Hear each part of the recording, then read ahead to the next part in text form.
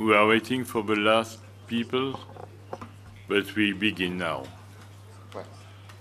Nous avons donc une après-midi chargée avec le conseil d'administration et ensuite l'Assemblée générale. Je vous accueille avec plaisir. Bienvenue à tous les participants. Et nous remercions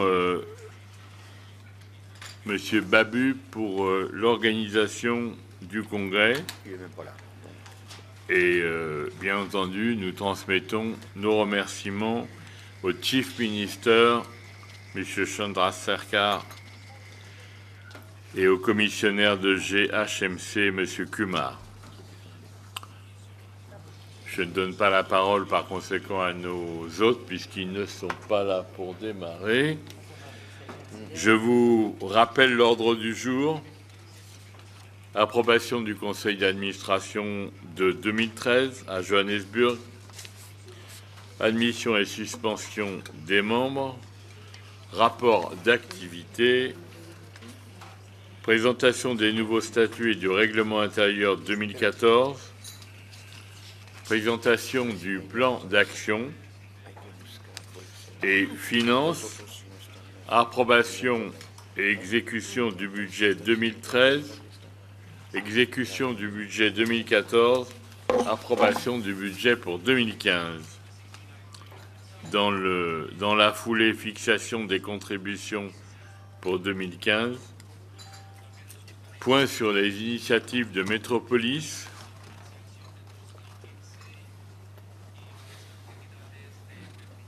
Rencontre annuelle 2016 et Congrès Métropolis 2017, approbation des candidatures. Et ça, je crois qu'on verra ça en Assemblée générale. Nouveau conseil d'administration, présentation des candidatures et enfin les points divers. Donc, premier point, s'il n'y a pas de questions sur l'ordre du jour, le premier point, c'est l'approbation du compte-rendu de notre conseil de Johannesburg. Y a-t-il des remarques? Vous avez reçu de toute manière le document. Approbation.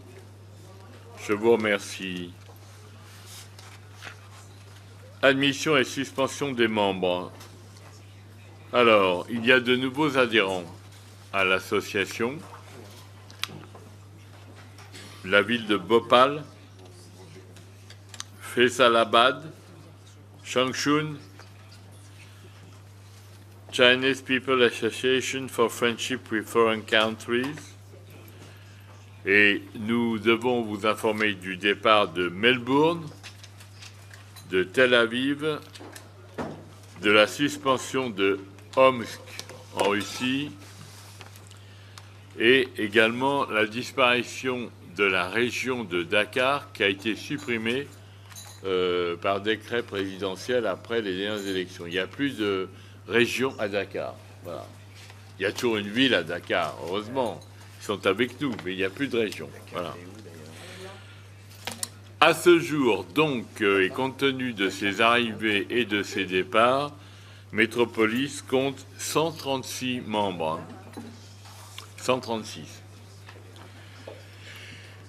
Donc je vous propose d'approuver l'arrivée des nouveaux membres que j'ai cités tout à l'heure et des suspensions que j'ai également indiquées tout à l'heure. Y a-t-il des sujets de contestation? J'en vois pas. C'est approuvé. Ensuite,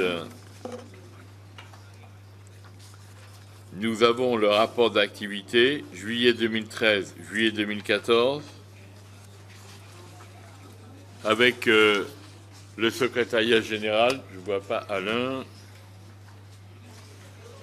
qui adresse par ailleurs un trimestre, tous les trimestres, un rapport et renvoie les membres à la documentation. Alors je vous propose d'abord d'avoir un échange sur le rapport d'activité. Oui, c'est ça. Où est-ce qu'il est le rapport d'activité? sont dans le dossier, on ne va pas les détailler. Vous avez reçu ces rapports d'activité. Est-ce qu'il y a des demandes d'intervention? Je ne vois pas. Je fais approuver ces rapports d'activité juillet 2013, juillet 2014. Les documents sont dans vos dossiers. Et si c'est approuvé, je passe immédiatement à la présentation des nouveaux statuts et du règlement intérieur qui ont été modifiés en 2014. Alors, je vous rappelle que le projet de nouvelle gouvernance, notamment comportant les coprésidents, et les statuts et règlements intérieurs modifiés ont été présentés et approuvés par le conseil d'administration de 2013 à Johannesburg.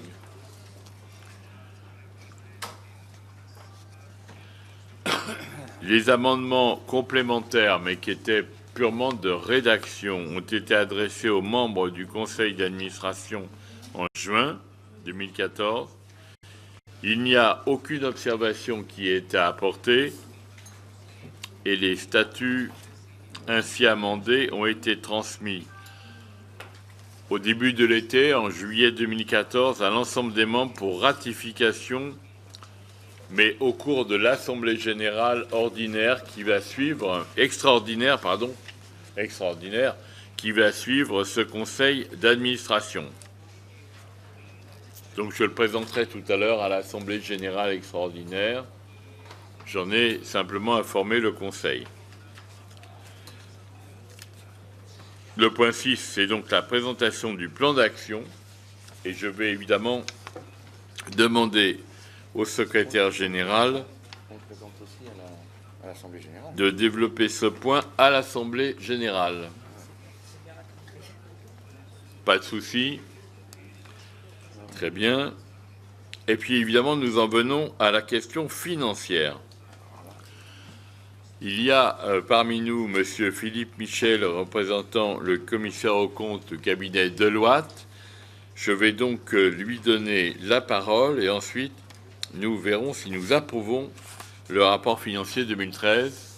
Je vous donne la parole, M. Michel. Vous appuyez, voilà.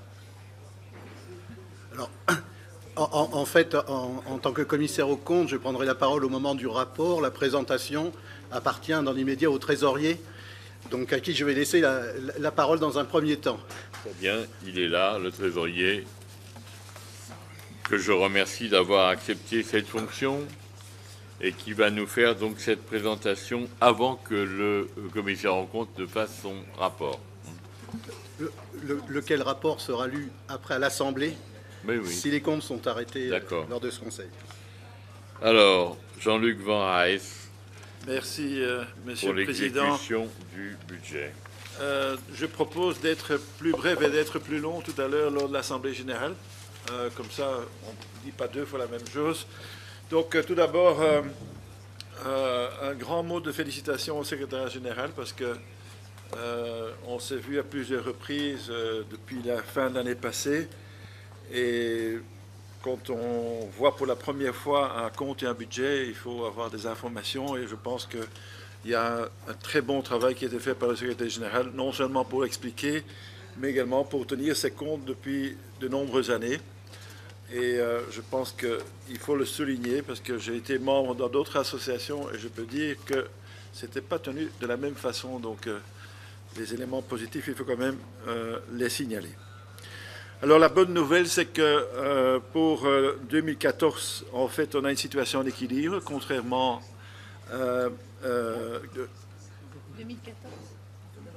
2013, on a une situation d'équilibre. Non, on a un temps déficit, mais ça, on ne nous avait pas donné. Oui, on va. Bon, pour ce qui concerne maintenant le budget, encore des nouvelles positives dans ce sens que nous avons des résultats positifs et qui seront en équilibre pour la fin de l'année. Ceci est essentiellement dû à plusieurs éléments. Premier élément, les membres, beaucoup de membres perdent leurs cotisations. Il y a 85% des cotisations qui étaient payées fin août de cette année, ce qui est une très bonne nouvelle. et ce qui souligne à nouveau le travail qui a été fait pour récupérer les fonds. Si d'aucuns d'entre nous appartiennent aux 15% qui n'ont pas encore payé, j'insisterai pour qu'ils donnent peut-être un coup de fil chez eux pour que le nécessaire soit fait aussi vite que possible.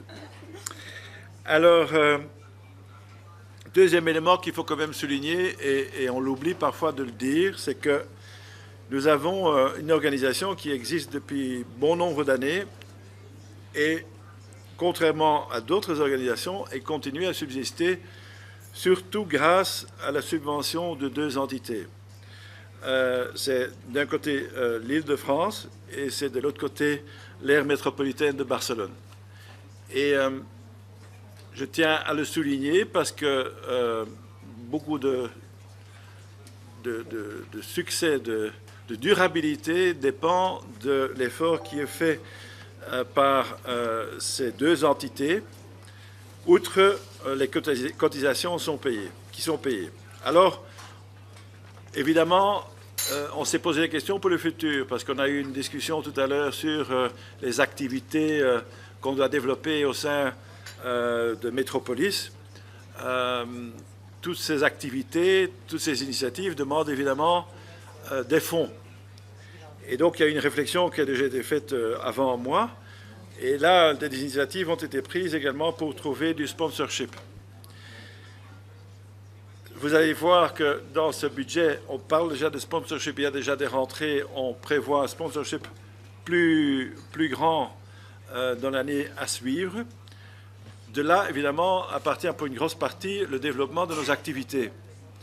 Et le secrétaire général a donné une mission pour faire de recherche quant à le fait de trouver de nouveaux sponsors, mais d'abord d'étudier comment on aborde le mieux cette exigence. Et je pense qu'une présentation sera faite pour mieux vous expliquer comment ce sera fait lors de l'Assemblée générale. Mais je pense que c'est une excellente initiative qui permet en fait la survie de notre association, outre la continuation de l'aide des deux régions que je viens de signaler et le paiement de nos cotisations. Voilà plus ou moins où on en est. Maintenant, je ne vais pas encore parler du budget 2015 parce que ça, le président va me le demander tout à l'heure. Outre peut-être des conclusions que j'ai à donner sur la lecture aussi de budget, mais aussi du budget prochain, parce que là, j'ai un certain nombre de propositions à faire que je ferai peut-être après avoir donné des explications sur le budget 2015 et jusqu'à 2017. Voilà, je vous remercie, Monsieur le Président. Je pense qu'on avait un misfit dans la présentation du conducteur. Je dois d'abord vous proposer l'approbation de l'exécution du budget 2013. Donc, comme l'a indiqué Jean-Luc Van Rijs, il était légèrement en déficit. Ça ne sera pas le cas de 2014. Est-ce que je peux faire approuver le budget 2013? Auquel cas, je donnerai ensuite la parole à notre expert comptable, à notre commissaire aux comptes, Monsieur Michel.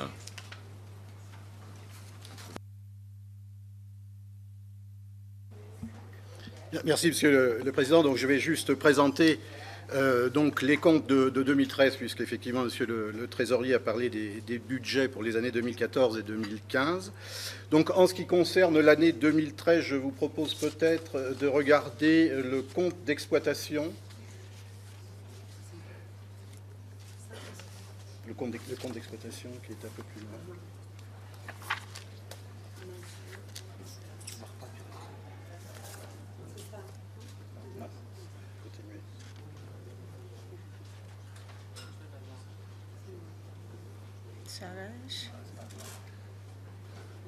Segueix el 2013. 2013. Vous devez l'avoir. Vous avez le projet de rapport en français. Il est juste après. Qu'est-ce qu'il fait après?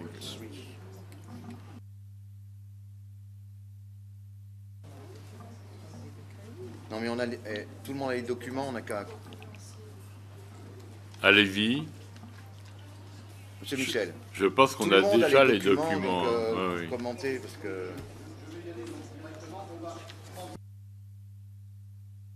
2013.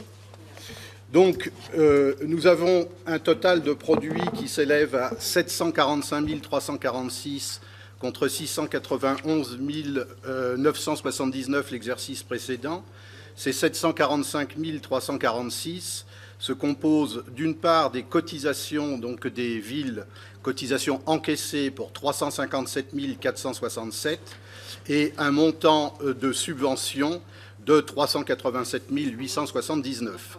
Les deux montants nous donnant ce total de 745 346. Nous avons ensuite des charges d'exploitation qui s'élèvent à 924 494. Ces charges d'exploitation sont composées par l'ensemble des frais généraux autres que les impôts, les salaires, pour un montant de 565 283 contre 436 735 l'exercice précédent. Le montant des impôts et taxes de 9 698, le montant des salaires et traitements, donc les charges de personnel proprement dit, de 221 550 contre 163 422, et les charges sociales afférentes à ces salaires de 125 000 contre 88 275 l'exercice précédent. Et nous avons enfin une dotation aux amortissements sur les quelques immobilisations que nous avons à l'actif de bilan, ce qui nous donne donc ce total de charges de 924 000 au 31/12/2013. Le résultat d'exploitation, donc, qui était en équilibre fin 2012, est bien sûr en déséquilibre au 31/12/2013, puisqu'il s'élève à moins 179 148 €. Nous avons ensuite quelques produits financiers qui résultent de cessions de valeurs mobilières de placement pour un montant de 9 486 €, ce qui nous donne un résultat courant, donc différence entre le résultat d'exploitation et le résultat courant avant impôt, de moins 169 665. Il n'y a aucun élément en ce qui concerne le résultat exceptionnel, ni produit ni charge exceptionnelle, ce qui fait que le résultat net est donc égal à moins 169 665. Donc, si on regarde maintenant le bilan, donc sur le bilan actif, nous avons un total d'immobilisation brute de 54 700, amorti à hauteur de 44 000, ce qui fait un montant net de 10 432. Nous avons ensuite un actif circulant composé par le reliquat qui s'élève à 541 252 € et qui se compose du reliquat des subventions à recevoir, donc au 31 décembre, qui s'élève à 111 342.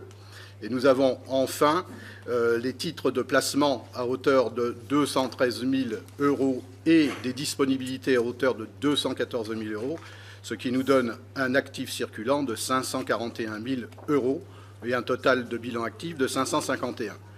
Si nous prenons maintenant le bilan passif, nous avons d'abord les fonds propres, donc qui étaient de 595 858 au 31/12/2012, mais qui, compte tenu du résultat déficitaire de l'exercice 2013, les 169 665 qui viennent s'imputer sur le résultat, les fonds propres au 31/12/2013 s'élèvent à 426 193.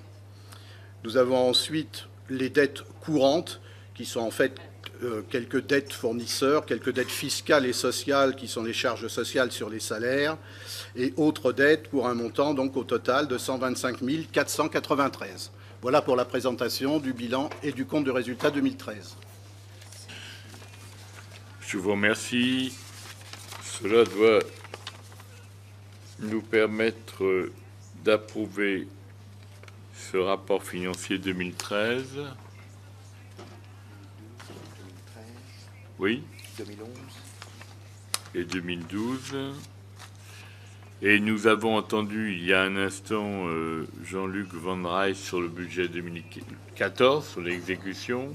Il se termine mieux que le budget précédent, ça a été souligné, et j'en remercie à la fois le secrétaire général et aussi les membres qui ont contribué. Et on va aborder le budget 2015, mais j'ai une question de Sao Paulo. Non? Allez-y.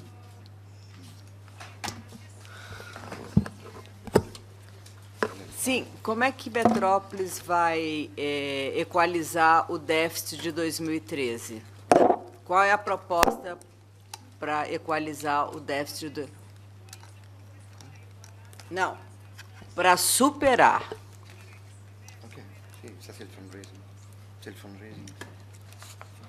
Qu'est-ce que je dois répondre là-dessus? Oui. Vas-y. Bon, je vais répondre. La réponse a été dans une partie de la présentation de notre trésorier sur effectivement la nécessité pour Métropolis d'aller rechercher des ressources financières extérieures.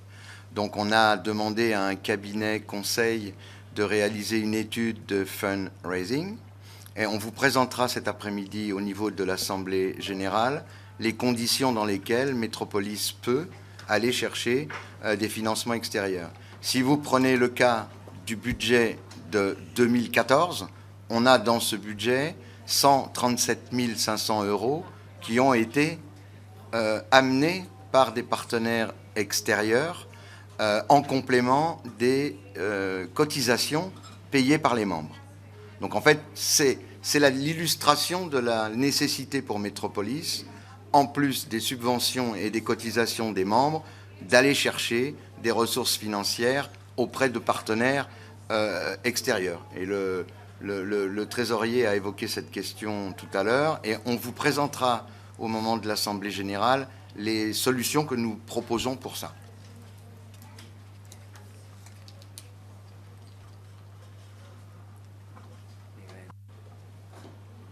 C'est bon? Je sais pas. Et votre réponse? On en reparle donc au moment de l'Assemblée générale, bien sûr.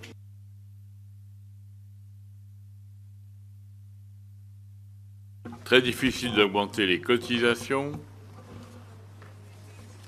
Et par conséquent, les revenus de Métropolis ne peuvent ressortir que de l'admission de nouveaux membres, comme l'a dit Jean-Luc Van Rijs tout à l'heure, et par ailleurs, de la mise en place d'un sponsoring sur lequel on a besoin d'avoir un minimum de critères, parce qu'on ne peut pas évidemment accepter le sponsoring de tout sponsor pour des raisons à la fois d'éthique et de régularité.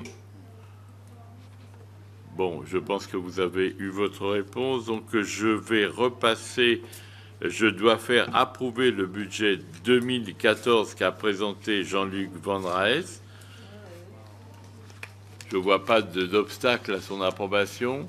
Et je passe la parole à nouveau à Jean-Luc Van Rijs parce que là, il doit nous présenter le budget 2015 et avec une approbation qui se fait au conseil d'administration. Jean-Luc, merci, Monsieur le Président. Ce que je propose de faire, c'est on a une présentation sur 2015, mais également ultérieurement, parce qu'évidemment, un budget, c'est quelque chose qui évolue, et il faut prévoir un peu plus longtemps dans le futur, et donc on a des informations à donner, en fait, jusqu'en 2017. Donc, pour 2015, en fait, l'augmentation du budget est assez restreinte, il est fixé à plus ou moins 7%. Qu'est-ce qu'il y a là-dedans? Il y a surtout les nouveaux plans d'action, des activités en hausse, surtout le réseau des jeunes. Et c'est un problème dont on va discuter, je suppose, ultérieurement également, la visibilité internationale pour le réseau. Pour les ressources, là, on va en discuter avec lors de l'AG tout à l'heure. Donc, ça a été spécifié par le secrétaire général et par le président. Les ressources, c'est le fundraising, c'est quelque chose d'assez important. Très important même, mais aussi le fait d'avoir des nouveaux membres, mais surtout le fait d'avoir des membres qui continuent à payer leurs cotisations, parce que parfois on oublie cela. Et je répète une nouvelle fois que nous dépendons très fort de l'effort qui est fait par 2 régions. Et si on veut agrandir, investir plus, donner plus de services, il faut trouver l'argent ailleurs. Et donc là, je pense qu'un sérieux effort devra être fait. et je propose qu'on en discute tout à l'heure lors de l'Assemblée générale pour avoir vraiment des propositions concrètes qui ont été faites. Il y a un petit élément que je dois souligner parce qu'il y a une petite erreur qui s'est glissée, Pas erreur, mais on a rectifié. qu'on a rectifié entre-temps. Vous allez voir qu'on parle au niveau des services de 280 000 euros. On devrait parler de 283 000 euros, ce qui fait un compte qui est juste en équilibre au lieu d'avoir un bénéfice de 3 000 euros. C'est une petite erreur qui était justifiée.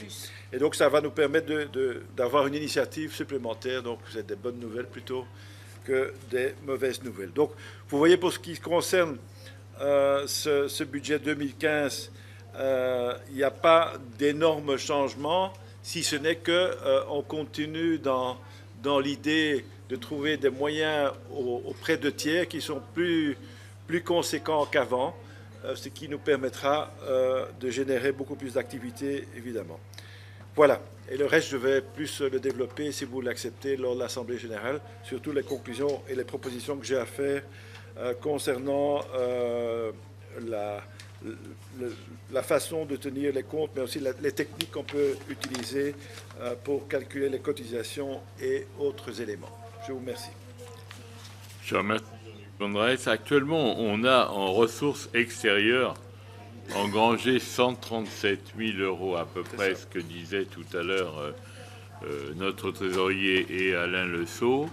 Donc il s'agirait de passer en 2015 à 185 000.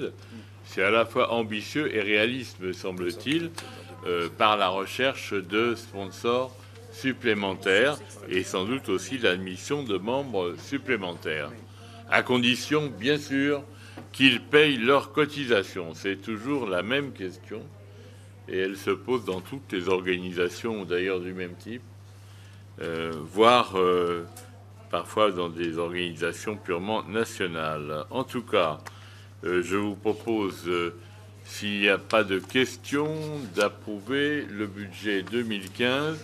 Vous avez remarqué qu'il fait l'objet d'un document assez épais qui l'engage pour 2016 et 2017, puisque c'est un budget glissant que nous devons prévoir chaque année. Y a-t-il des remarques? Je n'en vois pas. Alors, je remercie Jean-Luc Van Rys, bien sûr, et il reviendra en deuxième semaine, si j'ose dire, pour l'Assemblée générale tout à l'heure.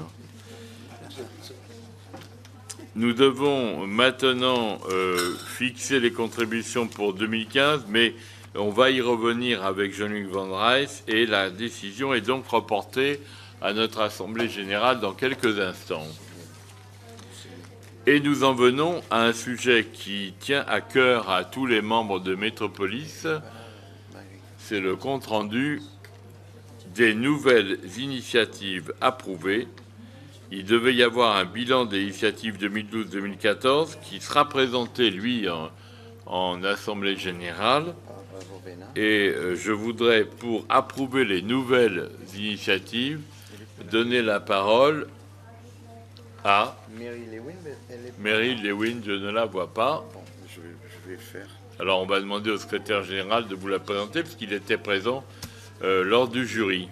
Monsieur le secrétaire général. Merci, Monsieur le Président. Je pense que Mary sera présente à l'Assemblée générale, donc elle pourra compléter le propos. Juste pour dire que le jury des initiatives s'est réuni hier et que le jury a donc décidé d'accorder la mise en œuvre de 13 initiatives.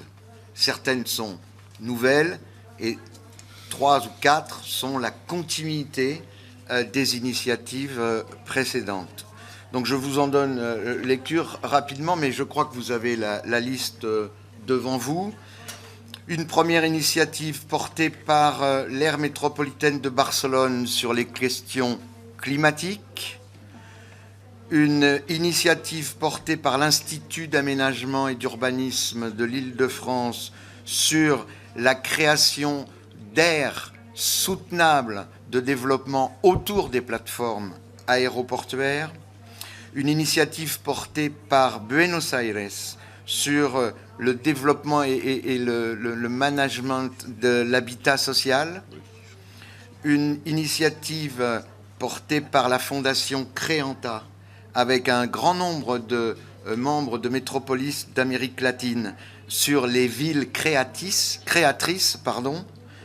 L'initiative de Berlin qui se poursuit, ça a été un grand travail avec beaucoup de succès pendant les 3 années précédentes. Et donc Berlin a offert à Métropolis la mise en place d'une base de données qui va alimenter la recherche et l'information de tous les membres de Métropolis. Et donc cette base de données va être mise en forme, va être développée au cours des 3 prochaines années dans le cadre d'une nouvelle initiative portée par Berlin. La ville de Barcelona va mettre en œuvre une initiative sur le sport comme élément et facteur d'inclusion sociale pour les jeunes. La ville d'Agra, en Inde, va développer une initiative sur le pilotage de la collectivité par les technologies digitales.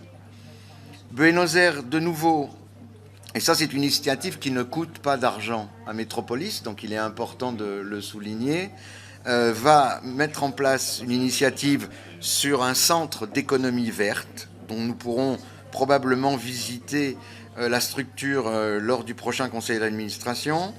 La ville de Bogota va développer une initiative sur une alliance des villes pour l'alimentation en eau.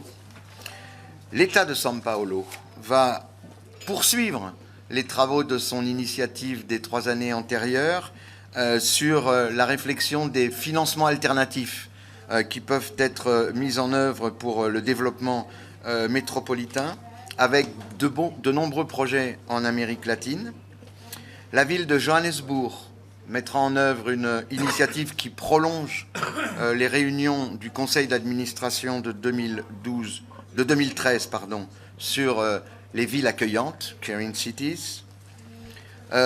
Une proposition de Mexico dont il faudra vérifier si elle est véritablement soutenable dans la mesure où nous lui avons accordé un budget nettement inférieur à la demande formulée par la ville de Mexico sur les villes ludiques. C'est intéressant, c'est la première fois qu'on parle des villes ludiques, alors pourquoi pas.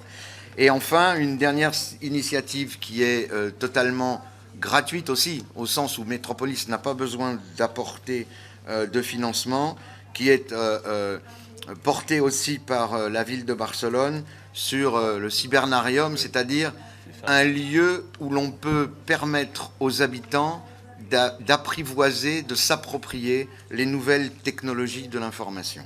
Donc là, je pense qu'un sérieux effort devra être fait et je propose qu'on en discute tout à l'heure lors de l'Assemblée générale pour avoir vraiment des propositions concrètes qui ont été faites. Il y a un petit élément que je dois souligner parce qu'il y a une petite erreur qui s'est glissée, qu'on a rectifié entre-temps. Vous allez voir qu'on parle au niveau des services de 280 000 euros, on devrait parler de 283 000 euros, ce qui fait un compte qui est juste en équilibre au lieu d'avoir un bénéfice de 3 000 euros. C'est une petite erreur qui était justifiée. Et donc, ça va nous permettre d'avoir une initiative supplémentaire. Donc, c'est des bonnes nouvelles plutôt que des mauvaises nouvelles. Donc, vous voyez, pour ce qui concerne ce budget 2015, il n'y a pas d'énormes changements, si ce n'est qu'on continue dans l'idée de trouver des moyens auprès de tiers qui sont plus conséquents qu'avant, ce qui nous permettra de générer beaucoup plus d'activités, évidemment.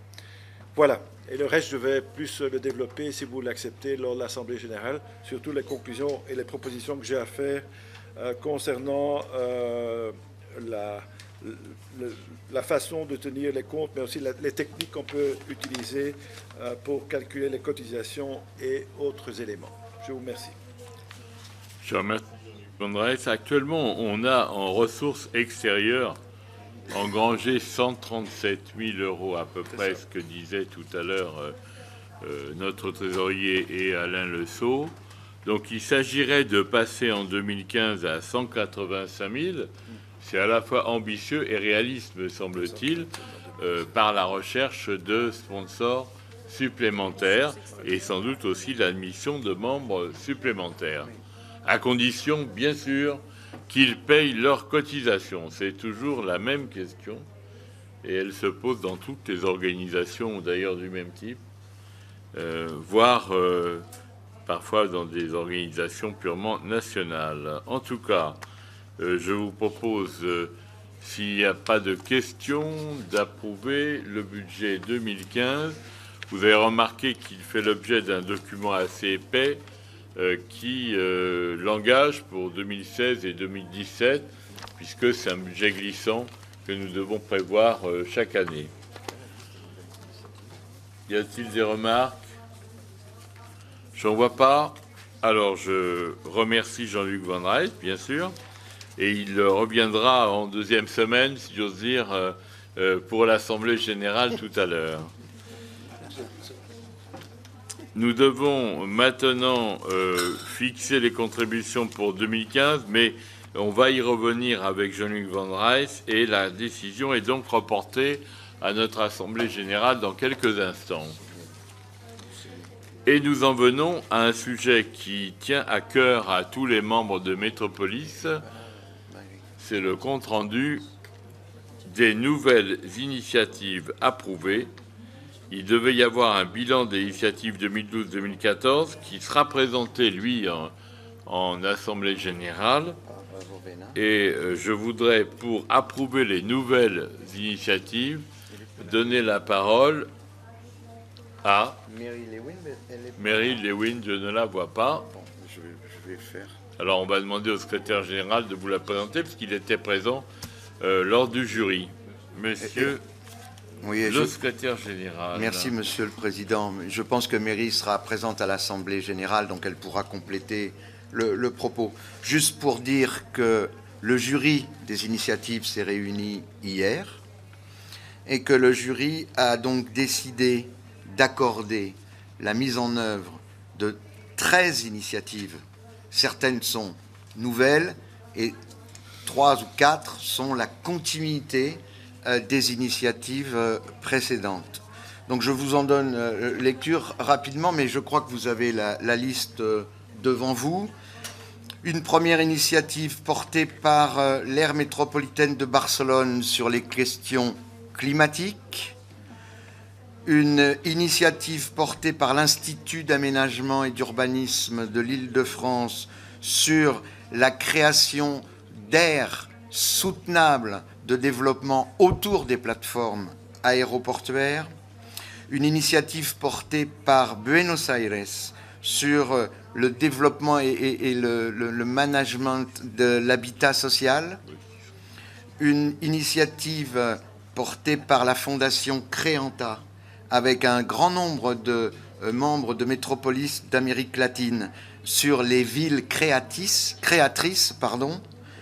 L'initiative de Berlin qui se poursuit, ça a été un grand travail avec beaucoup de succès pendant les 3 années précédentes. Et donc Berlin a offert à Métropolis la mise en place d'une base de données qui va alimenter la recherche et l'information de tous les membres de Métropolis. Et donc cette base de données va être mise en forme, va être développée au cours des 3 prochaines années dans le cadre d'une nouvelle initiative portée par Berlin. La ville de Barcelona va mettre en œuvre une initiative sur le sport comme élément et facteur d'inclusion sociale pour les jeunes. La ville d'Agra, en Inde, va développer une initiative sur le pilotage de la collectivité par les technologies digitales. Buenos Aires, de nouveau, et ça c'est une initiative qui ne coûte pas d'argent à Métropolis, donc il est important de le souligner, va mettre en place une initiative sur un centre d'économie verte, dont nous pourrons probablement visiter la structure lors du prochain conseil d'administration. La ville de Bogota va développer une initiative sur une alliance des villes pour l'alimentation en eau. L'État de São Paulo va poursuivre les travaux de son initiative des 3 années antérieures sur la réflexion des financements alternatifs qui peuvent être mis en œuvre pour le développement métropolitain, avec de nombreux projets en Amérique latine. La ville de Johannesburg mettra en œuvre une initiative qui prolonge les réunions du conseil d'administration de 2013 sur les villes accueillantes, Caring Cities. Une proposition de Mexico dont il faudra vérifier si elle est véritablement soutenable dans la mesure où nous lui avons accordé un budget nettement inférieur à la demande formulée par la ville de Mexico sur les villes ludiques. C'est intéressant, c'est la première fois qu'on parle des villes ludiques, alors pourquoi pas. Et enfin, une dernière initiative qui est totalement gratuite aussi, au sens où Métropolis n'a pas besoin d'apporter de financement, qui est portée aussi par la ville de Barcelone sur le cybernarium, c'est-à-dire un lieu où l'on peut permettre aux habitants d'apprivoiser, de s'approprier les nouvelles technologies de l'information. Pour l'année 2015, de 143 000 €. Donc il faut que vous acceptiez, vous votiez ces initiatives. Je pense que, Gabi, tu avais un mot à ajouter, non? Non, seulement Vas-y. il y a les thèmes que nous avons dit avant de faire que l'organisation des femmes, il se voit représentée dans la... Non, ça c'est ensuite, quand on a parlé du Alors, conseil ça va bien. d'administration.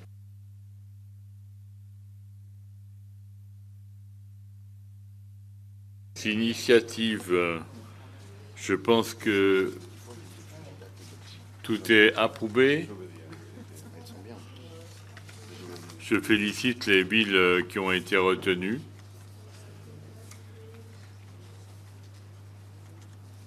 Je considère qu'elles sont approuvées. Je passe ensuite aux rencontres annuelles, donc 2016 et Congrès Métropolis 2017.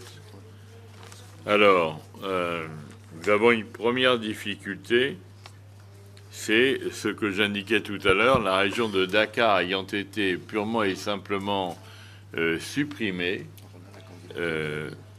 On a une difficulté avec ce qui avait été prévu. Il faut donc relancer un nouvel appel à candidature pour l'organisation du conseil d'administration On a reçu la candidature de la ville de 2016. Et heureusement, vous le voyez là, la ville de Dakar a décidé de prendre le relais. Donc il faut voter, c'est tout. Et par conséquent, je vous proposerai volontiers, puisque nous avions déjà décidé d'aller à Dakar, d'aller à Dakarville, ce qui me paraît peu différent de Dakar région. Hein, même si en tant que président de région, je suis absolument furieux qu'il n'y ait plus de région à Dakar. Et je n'arrive pas à comprendre pourquoi. Voilà. Ou plus exactement, nos amis de Dakar m'ont expliqué. Qui est pour Dakar City? Merci. Pour 2017, Tout le monde est pour, alors c'est bon. tout le monde est pour, apparemment. Oui. Oui. Un second appel à candidature doit être lancé pour l'accueil du congrès 2017. Cette fois-ci, c'est notre conseil d'administration de Buenos Aires en mai prochain qui devrait l'adopter. Et par conséquent, je vous propose d'approuver cet appel à candidature. Pour 2016, on considère que c'est acquis pour Dakar, et pour 2017, on approuve le lancement de l'appel à candidature. Oui. C'est bien ça, Alain? Oui. C'est tout à fait ça, et juste pour dire que ce matin, nous avons reçu une première candidature, qui est la candidature de la ville de Chengdu, en Chine, pour l'accueil du congrès de Métropolis 2017. Avant de donner une approbation, je pense qu'il faudra regarder les conditions de circulation aérienne pour ne pas créer une fatigue excessive chez nos membres. Voilà. Donc quelque chose de simple, hein. If possible.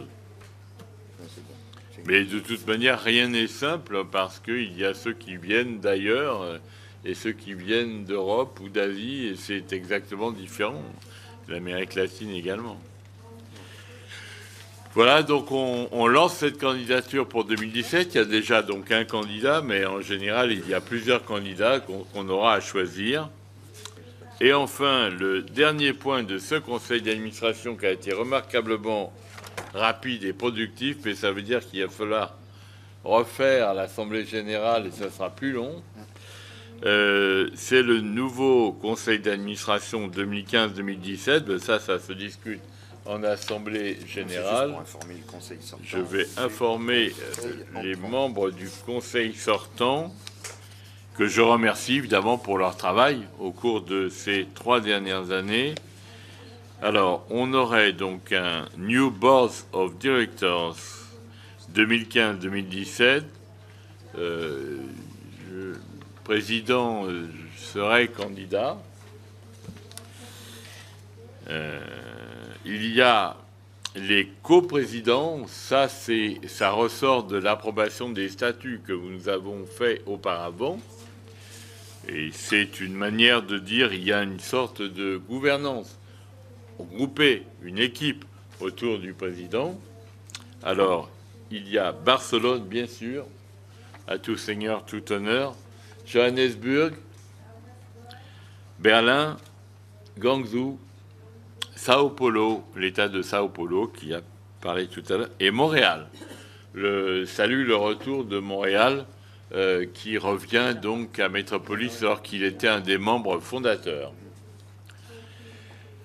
Les vice-présidents régionaux seraient Abidjan pour l'Afrique, Mexico City pour l'Amérique du Nord, Santiago de Chile pour l'Amérique latine, Séoul pour l'Asie et le Pacifique, et Mashhad pour le Middle East, le Moyen-Orient et l'Asie de l'Ouest.